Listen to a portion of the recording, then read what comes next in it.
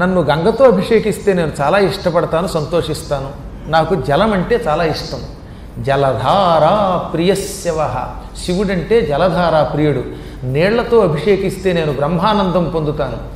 అందువల్ల నా మనస్సు కరిగింది. కోరుకోండి అనగా ఏం కావాలో కోరుకోండి అనగా వాళ్ళు ఏమన్నారు? భూలోకంలో మానవులు సర్పదోషాలతో బాధపడుతున్నారు.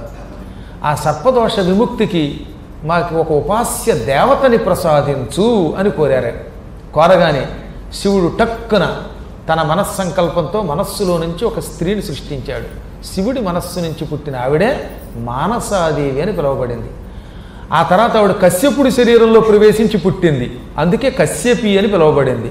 ఆ తర్వాత మళ్ళీ బ్రహ్మ శరీరంలో ప్రవేశించి బయటకు వచ్చింది, అందుకే ఆవిడకి బ్రహ్మాణి అని కూడా పేరు వచ్చింది.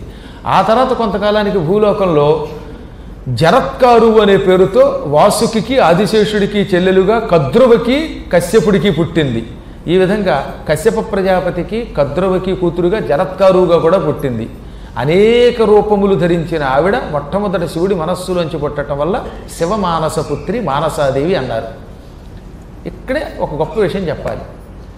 కైలాసములో ఉండగా నా మానసపుత్రి నాకు పుట్టదు, కాబట్టి మిమ్మల్ని అందరినీ భూలోకానికి తీసుకెడుతున్నాను, నాతో రండని శివుడు తనకు అభిషేకం చేసిన బ్రహ్మని, కశ్యపుణ్ణి, దేవతల్ని వెంట పెట్టుకుని భూలోకానికి వచ్చాడు.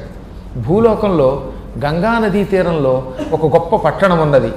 అక్కడికి మొట్టమొదటి విష్ణువు అడుగుపెట్టాడు కనుక దానికి హరిద్వారము అని పేరు. హరిద్వారంలో గంగానది ప్రవహిస్తూ ఉంటే గంగకి ఒకవైపున ఒక కొండ, మరోవైపు మరో కొండ, రెండు కొండలకి మధ్యలో గంగ ప్రవహిస్తోంది.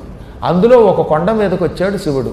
ఆ కొండ మీద కాలు వేసుకుని టీవీగా కూర్చున్నాడు.